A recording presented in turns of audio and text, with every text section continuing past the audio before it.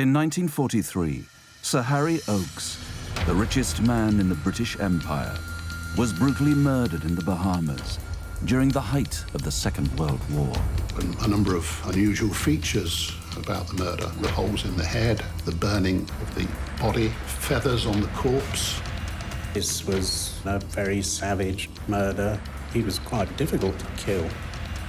It was in trying to solve this crime that a murky world was uncovered, involving police corruption, Nazi money, and the former King of Great Britain. Duke of Windsor was involved in all kinds of business activities that he shouldn't have been. Money laundering for a start-off. The British government still harbored grave concerns, particularly about Wallis Simpson, over her strong pro-Nazi sympathies. Wilhelm Hermann Goering. I think it's a very fertile ground for conspiracy theorists. He wound an electric flex around. No home in the world untouched. Yes, he had not committed suicide, but that he had been murdered. Defendants make final statements to the tribunal. Ich selbst möchte aber hier ganz aus der Tiefe meines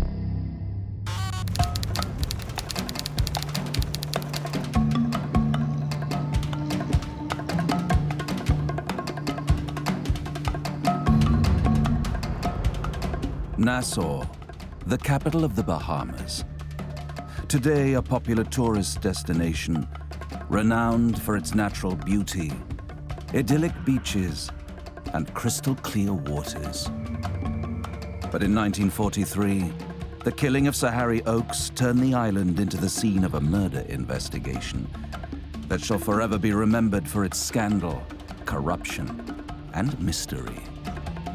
The simplest thing to do is to find a scapegoat out of all the people who could have a motive and the most skeletons in their cupboard. Personally, I'd be very interested in looking at what evidence was presented. One wonders if the whole case wasn't tainted. Primarily, there were a lot of suspicions about the Duke and Duchess Nazi associations. Yeah, the FBI was spying on the Duke and Duchess very comprehensively and providing anything and everything that it got from its coverage back to the British government. Before his untimely death, the American-born Sir Harry Oakes had risen to be a man of considerable wealth and influence. Oakes had begun prospecting in 1889 at the height of the Klondike Gold Rush. And he was determined to strike the mother lode, but he was into his 40s, I believe, when he finally made good in Canada, in Ontario. In 1912, Oakes struck gold in northern Ontario and established the Lakeshore Mine, which would go on to become the second largest gold mine in North America. Oakes amassed an enormous fortune, but was unhappy with Canada's tax laws. Oakes found he was paying 85% tax on the profits he was making from the mines. He was, in fact, the highest taxpayer in Canada. He discovered that in the Bahamas, both income tax and inheritance tax were very low, and it seemed to him a perfect place to move.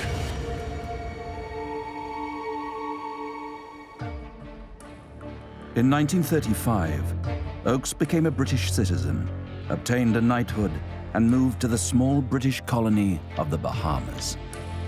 I think Nassau at that time probably had a population of about 40,000, so it was very much smaller than it is today. You know, you had this very relatively small white Bahamian community that had made fortunes from a variety of activities over the years, including bootlegging and blockade running and things of that kind, usually nefarious activities of one kind or another. It was a country looking for investment, and a man of Sir Harry's means was welcomed with open arms. He was also the richest man in the British Empire.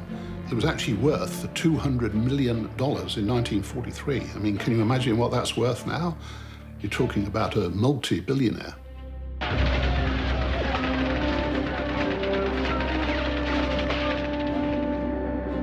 The outbreak of war in 1939 had relatively little effect on Nassau and the surrounding islands.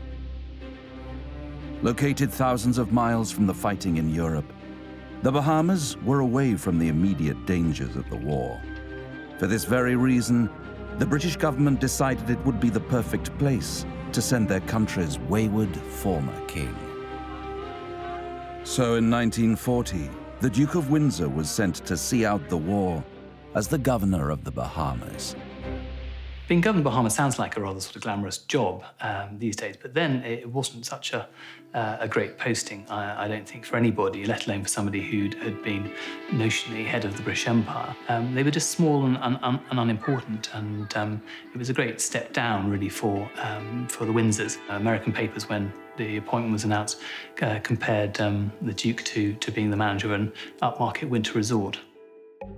The Duke had been proclaimed King of the United Kingdom in 1936, but chose to abdicate later that year in favor of marrying the twice-divorced Wallis Simpson. Both the abdication and marriage itself had caused a scandal in Britain. It was hoped that in stationing him in one of the far-flung colonies, the Duke would refrain from any further indiscretions. He becomes something of an embarrassment to the royals and to the government in the years before the outbreak of war by his rather incautious admiration for Hitler and for Germany. It was considered by British politicians that at one point they were actually undermining the war effort. An almost willing defeat, or prospective defeat, if you like, on Britain. And so they were considered by Churchill and others as being a nuisance. So in the end, Churchill came up with a magisterial compromise, which was to send him off to the Bahamas, where he would be out of the way, but he would be doing something that was notionally of support to the British war effort.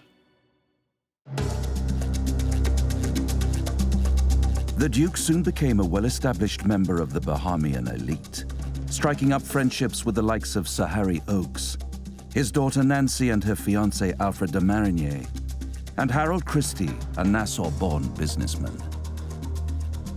Harold Christie became the Bahamas' #1 real estate agent. He was the go-to man for property in the Bahamas. If you wanted to buy a 3,000-acre stretch in the Bahamas, he's the guy to go to. If you wanted to buy an island in the Bahamas, he was the guy to go to.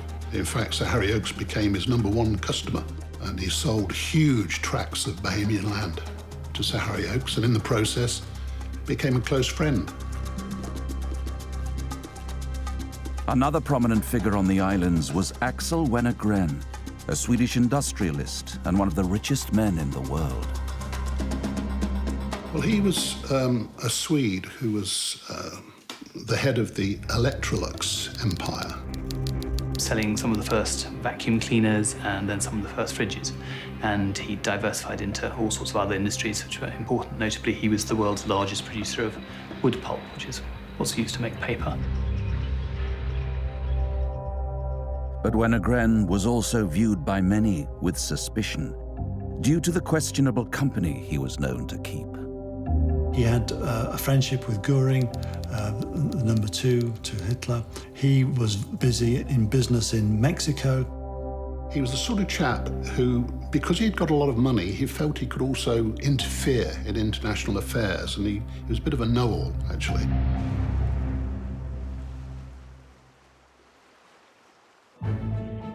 Life in the Bahamas was a far cry from the horrors of war in Europe. Everybody knew each other, the streets were safe, and crime was almost non-existent. Until one day in 1943, when the peaceful serenity of the islands was lost to a gruesome murder.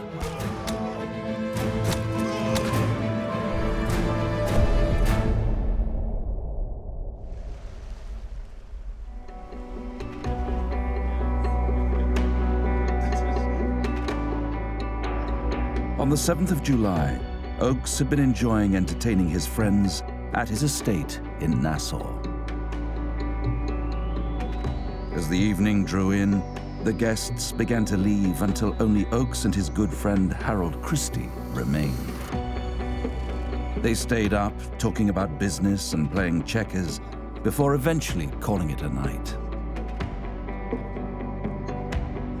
Oakes offered for Christie to stay in the guest room, and the pair retired to their bedrooms. They slept in separate rooms, and the usual habit was for the two of them to get together on the balcony and have breakfast together. And that was the routine that was going to be followed on this particular occasion, certainly on the face of it anyway. In the morning, Christie went to check on Oakes, expecting to find him sleeping in. Instead, he made a horrific discovery. He saw the most appalling scene. He saw that Oakes had been murdered. And of course, there were a number of unusual features about the murder. Somebody bashed his skull in. There seemed to be an attempt of setting the bed on fire. Feathers on the corpse. It was a pretty sort of horrifying scene, really. Sir Harry Oakes was a strong, powerful, fit man, former gold miner. He probably fought if he wasn't knocked out by the first blow, which I doubt that he was. This was a very savage murder. Christie raised the alarm and alerted the authorities. But for some reason, when the Duke of Windsor heard the news, he tried to prevent newspapers from printing the story, and even shut down the island's telegraph office. The Duke tried to impose a news blackout as well, which he couldn't do because one of the first people that Christie notified of the murder was Etienne de Puch, the editor and publisher of the Tribune. Christie told Etienne de Puch he's dead in a panic on the phone.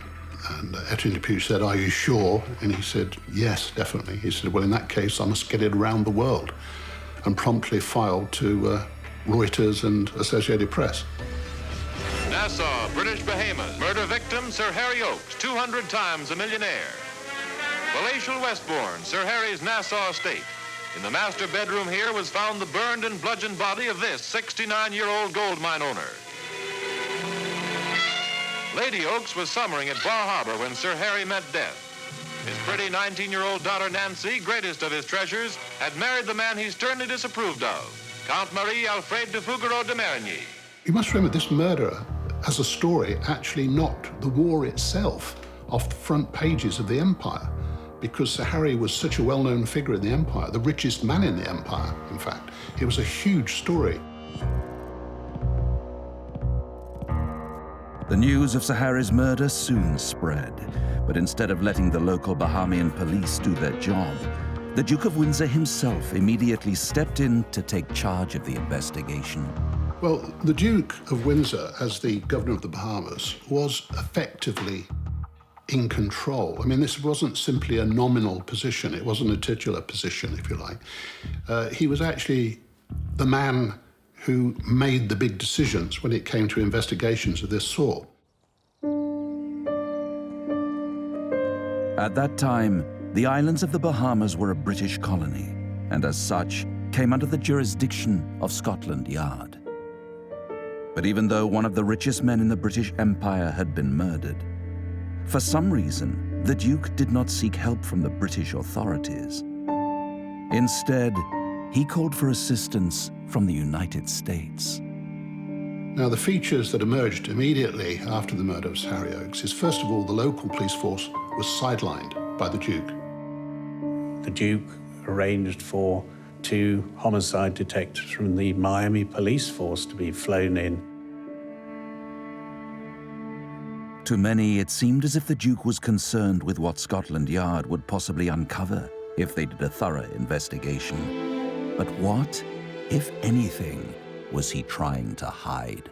The Duke and Duchess were particularly antagonistic to Scotland Yard. They believed that that Scotland Yard had an agenda, an intelligence agenda in addition to their law enforcement agenda. And the intelligence agenda was to provide any type of gossip, any type of information that they garnered during their investigation about the Duke and the Duchess directly back to the royal family or directly back to Winston Churchill, the Prime Minister, for his information and for their information. The Duke already had someone in mind to lead the investigation, someone that he had become acquainted with on a previous visit to the United States. He'd been to Miami on an official visit, and he'd been shown around by a man called Captain Melchin. And so Windsor had a bright idea, and he got in touch with the chief of the Miami police and asked for Melchin to be sent out to come and assist. Police captains James Melchin and Edward Barker from the Miami Homicide Department arrived at the scene within 6 hours. But if the Duke was trying to keep something hidden, why did he believe that the Miami police would not uncover his secret? I think it was probably more the fact that Melchin and Barker could be manipulated. I think that was the main attraction.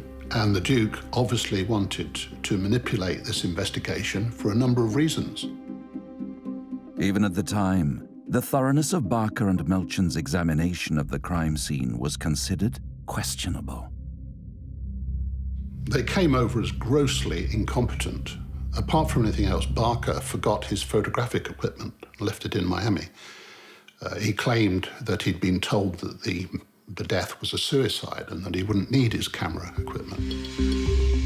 What is unusual is that he made no effort to obtain another camera in the Bahamas.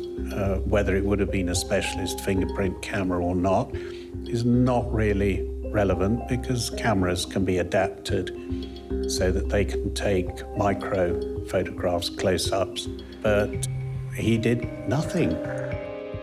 People were allowed to tramp through the house as well, so the crime scene became very contaminated, with footprints going in both directions and sand being brought into the house. It was a wet night the night before.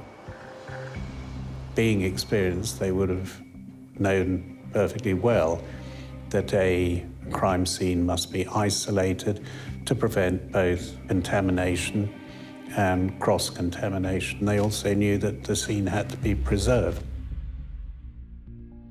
During the initial examination of the crime scene, Barker stated that the conditions in the room hindered his ability to dust for prints. Barker said that because it was so humid in Nassau, there was a danger of, if he tried to dust for fingerprints, which was his sort of area of expertise, that he might damage them or just brush them away, because fingerprints are made from sweat. And so when it's very humid, they stay on the surface and can be brushed away easily. But certainly there does seem to be a fair deal of inadequate investigation, and it wasn't, one would have thought, a usual manner of proceeding with a murder investigation and a capital crime. Christie, whose room had been just down the hall from Sir Harry's, told the Miami detectives that he had heard nothing that night other than mosquitoes and a heavy storm that had hit the island. But he did offer a potential person of interest who would be worth talking to: Sir Harry Oakes' son-in-law, Alfred de Marigny. Towards the end of the day, they became quite interested in the movements of Oakes' son-in-law, Freddie de Marigny, when they received the results of the post-mortem. This determined that the time of death had happened sometime after midnight, and they learned from what de Marigny had said that he'd been dropping some people off close to Westbourne after the end of a dinner party he had. It was a known fact on the island that Sir Harry had a turbulent relationship with his son-in-law, and the two were often at loggerheads. It was difficult because, of course, de Marigny had married Sir Harry's daughter, Nancy, when she was 18, and de Marigny was 36 years old, and had already been married before. So he was considered to be not a particularly good match for young Nancy, and it was widely suspected, of course, that de Marigny had married her because he wanted to get hands on the Oakes' fortune. De Marigny was brought to Westbourne for questioning. He informed them that he'd had a small gathering at his house that evening, and that he'd never left, other than to drive some of his guests home at about 1 a.m., returning 45 minutes later. Barker also had another reason to strongly suspect that de Marigny had been at the scene of the crime. They examined his body for traces of fire because it was apparent that whoever had set fire to the room might have been burned by it, and they claimed to have seen some traces of burns on the hairs on his arms and on his hand, and that all made them suspicious, and so he started to come into focus for them as their most likely suspect. The autopsy results placed Sir Harry's time of death to be somewhere between 1:30 and 3:30 a.m. The timing and the singed hairs made de Marigny their prime suspect, and he was arrested the next day. De Marigny was taken back to Westbourne. Sometime that morning, he went upstairs with Barker, and he was interrogated again about his movements. And that evening, the police seemed to have decided that he was their man, and he was formally arrested.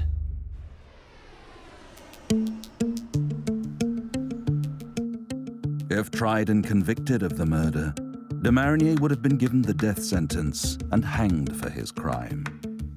But there was one person who refused to believe he was guilty: his wife Nancy, Sir Harry's daughter. Nancy stuck by de Marigny. She'd been off the island, in fact, when her father was murdered. She did come back, and she very soon made it clear that she thought that Freddie was innocent and that she was going to do everything in her power to help him show that he hadn't committed the murder. And that would involve using her money to bring in outside help to de Marigny's defence team, show that he wasn't guilty. Nancy and de Marigny claimed that he was being set up and used as a scapegoat. Believing that a small group of Nassau's high-powered residents were framing him for Sir Harry's murder. Among them, they believed, was the Duke of Windsor. It was strongly suspected that de Marigny was in the frame right from the beginning. He was the convenient fall guy for this situation, and certainly the Duke directed events towards that conclusion. He wanted de Marigny to end up on the end of a rope, full stop. And so anything that Barker and Melchin did in the course of the investigation was directed towards that end. It was no secret that the Duke despised de Marigny. They had had run-ins in the past and were both open about their feelings towards each other. De Marigny was openly contemptuous of the Duke, and he was the sort of chap who didn't disguise his views, and so I forget the exact wording, but he actually made some reference to the Duke being a former king who was now the governor of a limestone outcrop. It was a remark that was calculated to belittle the Duke, and the Duke never forgot it. But would his dislike of de Marigny have been enough for the Duke to influence the direction of the investigation? Or were there, as many suspect, other, more sinister motives for his actions?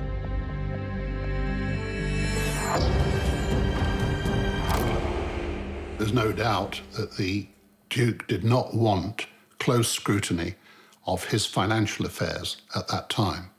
And any really thorough investigation of the murder at that time would have turned up unpleasant, unpalatable facts about his own activities and probably activities of other of the rich whites in the Bahamas. Axel Wenner-Gren, owner of the Electrolux company, was one of the wealthiest men in the world. He had a number of business interests across the globe, owned an island in the Bahamas, and was also a suspected Nazi agent. So some suspicion that German money had fetched up in Wenner-Gren's enterprises, that he'd been involved in, if not laundering German money, then at least taking money from the Nazis, was due to the fact that Wenner-Gren had had pretty strong links with Germany before the war. Germany was a big cultural influence on Sweden. Goering's first wife had been an aristocratic Swede, and Wenner-Gren had studied in Germany as a young man. So there were strong links between him and the Germans. Wenner-Gren had sailed to the Bahamas on his yacht, the Southern Cross, at the time the most luxurious vessel of its kind ever built. He purchased Hog Island, later renamed Paradise Island, through Harold Christie. Wenner-Gren plowed a great deal of money into the local economy and even established the Bank of the Bahamas. But many now believe that some of his business affairs deserved more scrutiny. Rumors have since circulated that while in Nassau, Wenner-Gren devised a financial scheme in which some wealthy Bahamians had become involved, including the Duke of Windsor. The ex-king had gone from having vast sums of money and privilege and power, and he now did not have any of those. He was alleged to be involved in these illicit currency transactions. There was a considerable suspicion that the Duke was laundering his money to get the best rate possible. Money was one thing that the Duke of Windsor needed in order to maintain the sort of lifestyle that he'd had before his abdication. The Duke had become such a concern that it led to the US government putting him and Wallis under surveillance. There was general suspicion surrounding the Duke and Duchess of Windsor, and that went from the top, from Roosevelt downwards, through Hoover, all the way through the FBI and into the State Department. The FBI compiled a comprehensive report on the couple, the file for which has only recently been released from their archives. Well, what I have in front of me is the report and the files of the FBI's coverage of April of 1941, when the Duke and Duchess of Windsor was invited to come to Palm Beach, Florida, for a personal visit. The British government, through the United States government, asked that coverage of the visit be handled and that a report be relayed back to the British government of who he met, where he went, what activities he undertook. They were under surveillance by the FBI. J. Edgar Hoover ordered that Wallis's mail was intercepted. When it was learnt that she had her dry cleaning sent to New York, and they looked over the clothes because they thought that she could be sending material back to the Nazis. But up front, the British government wasn't sure what he was going to do while he was here. There was still the deep, dark suspicion that Wallis and the Duke were still maybe cozy with fascists, but they just wanted his behavior and his movements while he was here in the United States observed and scrutinized so that they could report back to their political leaders what went on here.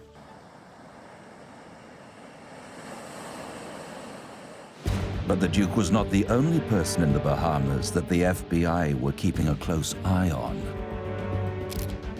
The Americans saw Axel Wenner-Gren as a threat. They saw him as a threat to their economic stability, and they put him on a blacklist to the point where the FBI's file on him is the thickest and the longest file on any person who's ever lived. In 1942, the Duke was under enormous pressure from the British government to cease all dealings with Wenner-Gren and banish him from the Bahamas. He had to be instructed by the British ambassador to Washington and also Churchill himself to keep away from the odious Swede. The Duke did as he was told, and Wenner-Gren left for Mexico. But even after being banned from setting foot in the country, Wenner-Gren was known to have returned to the Bahamas to meet with the Duke in secret. But the nature of those meetings has never been fully explained. But many now believe that it may have been in connection with Wenner-Gren's new Mexican business venture, which also involved Harold Christie and Sir Harry Oakes. A scheme with Harry Oakes and various other people to set up a new bank called Banco Continental in Mexico. And the plan was that Wenner-Gren and Oakes and others would put $325,000, it's about £3 million now, each into the bank. After being banished from the Bahamas, he established the Banco Continental in Mexico City with the help of Maximino Avila Camacho, the brother of the country's president. Camacho was known to have visited the Bahamas on several occasions, staying as a guest of Sir Harry's at his home in Nassau.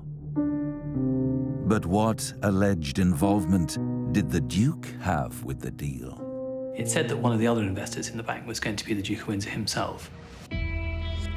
People said that there was a danger of what Duke and Wenner-Gren were up to would have involved, in effect, trading with the enemy, because there was the prospect of German money coming over perfectly legally into Mexico and ending up in the bank. Trading with the enemy was a treasonable offense, and not something the British government would have turned a blind eye to. Could this have been the reason for the Duke not wanting a thorough and independent investigation carried out into Sir Harry's murder? He was also aware that the authorities in Britain were snooping on him because of the Nazi connection, and so the last people he wanted in Nassau doing the investigation were the FBI and Scotland Yard. But would he have gone so far as to frame de Marigny for a murder he did not commit? Paramount newsman Doug DuPont gets the first pictures of the accused. The jury, which weighs strange evidence: a fingerprint, a silk thread, a missing shirt, a Maltese cat. Special counsel for the Crown, Alfred Adderley. Collender and Higgs counsel for the defense. American detectives Barker and Melkin in center give key testimony. The odds were stacked against de Marigny, and his life was hanging in the balance. He was going to need a good solicitor, and the best in the Bahamas was Alfred Adderley. But his services had already been hired by the prosecution. So de Marigny had to turn to Godfrey Higgs, very capable, but somebody who didn't, crucially, have much experience of criminal law. Adderley had done a lot of murder trials. Higgs, I think, had only conducted one, and he lost that one, and he'd lost to Adderley. With the help of Nancy, he retained the services of Godfrey Higgs, and even hired a private investigator in preparation for the upcoming trial. So she brought in a number of experts, including a famous private investigator from the States. And the idea was that they would be chasing down leads and looking at all the evidence that the prosecution had assembled to see where the weak points were, to try to show that there was another story here, that the police had jumped to conclusions and they'd got the wrong man. In this courtroom, the mystery unfolds. Here, the jury. Prosecutor Hallinan, Chief Justice Sir Oscar Daly, the witnesses, the court ponders, guilty and the hangman's room, or not guilty and freedom for Count de Marigny, who staunchly avows his innocence. De Marigny was called to the stand, and during the prosecution's examination, they laid out their evidence against him. The three motives really were revenge, satisfaction, and gain. They admitted that there perhaps wasn't one sort of killer piece of evidence as such, but there were lots of circumstantial evidence against de Marigny. And Adderley used this image of twisting all these strands of evidence together to make a noose which was going to hang de Marigny. He was known to be on bad terms with his father-in-law, with Harry Oakes. He could be placed near Westbourne at the time of the murder. He had these burns on him, and he couldn't produce his clothes either. And above all, there was this motive, and that was thought to be that he wanted to get hold of Oakes' money through the inheritance that Nancy would get if her father died. Adderley did his job well and painted a less than favorable picture of de Marigny to the jury. Harold Christie was also called to the stand to give evidence. But under cross-examination by the defense, he failed to give a convincing performance. Christie gave a very peculiar performance on the stand. People noticed that he was spending a long time thinking about what he wanted to say, and an awfully long time to answer questions, and he seemed to be under a great deal of strain and pressure. He had two major difficulties. He had said that when he'd found the body, he'd picked up the body and then put its head on the pillow and tried to give it something to drink and wiped its face even. And that seemed to people very unconvincing given the scene of the crime, where it must have been pretty obvious that Oakes had been murdered. And the second problem he had was that a police officer had come forward to say that on the night in question, when Christie had said that he'd been sleeping in Westbourne, that he, the police officer, had seen a car driving through the centre of Nassau with Christie in the passenger seat. Christie's testimony had shaken the prosecution's case. They needed to get back on track to keep the jury on their side. And they hoped to do that with a surprising piece of last-minute evidence, Exhibit J. This key piece of evidence, this fingerprint, which seemed to show that de Marigny had been in the murder room. The fingerprint, known to the court as Exhibit J, had apparently been discovered by Barker at the crime scene, but was only presented to the court late into the proceedings. It was damning evidence, placing de Marigny at the scene of the crime. For the jury, the print told them everything they needed to know. De Marigny was undoubtedly the murderer. But something about this Exhibit J didn't seem quite right to the defense, and they quickly set about their cross-examination. The print was not actually recorded in situ. It wasn't actually photographed on the screen. Barker, who had left his camera back in Miami, failed to photograph exactly from where on the silk screen he had taken the print. But in a capital case, it's a little surprising that the piece of evidence that would have placed de Marigny at the scene of the crime was brought into the case so late. And despite the fact that Exhibit J was taken from an embroidered silk screen, Barker had managed to obtain an almost completely intact print. It was the sort of fingerprint that you would produce in a fingerprint class. The print was completely clean. It was an almost perfect print. Since they said that it had been lifted from the fabric of a Chinese screen, that's almost impossible because the fingerprint they produced would have come from a smooth, very smooth surface. De Marigny's defense was now on the attack. Barker was visibly uncomfortable during the cross-examination and failed to give plausible answers to the questions put to him. During Barker's evidence, he was systematically dismantled by the defense team, and the whole edifice of deceit began to crumble before the eyes of the jury. But if not from the crime scene, where else would Barker have been able to get hold of de Marigny's fingerprint? The easiest way, the classic way, is to provide somebody with a drink of water. Barker, in order to link him with the crime scene, actually concocted a situation where de Marigny was offered a glass of water. He handled the glass and they lifted the print off the glass, claiming that it had been found at the scene. The fact that the defence were able to seem to show that that Barker couldn't have found this key piece of evidence where he said he'd found it must have undermined the strength of the prosecution's case in the minds of the jury. I mean, it must have, to see that Barker seemed not to be to tell the truth, must have given them pause for thought and made them wonder really whether the rest of what he and Melchon had been saying about de Marigny and his guilt was true or not. The prosecution's case had fallen apart. The jury had lost confidence in the evidence and were unable to find a good enough reason to send de Marigny to be hanged. Nassau, Bahamas. The sensational 22-day trial ends as Judge Daly receives the verdict of the jury, acquitting Count Alfred E. Marigny of murder. Not guilty was their decision, but they voted unanimously for the Count's immediate deportation. De Marigny leaves the courthouse a free man, though authorities may send him to his native island of Mauritius.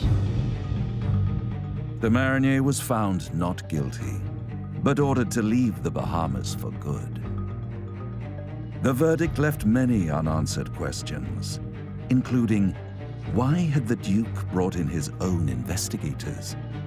And had he instructed them to frame de Marigny?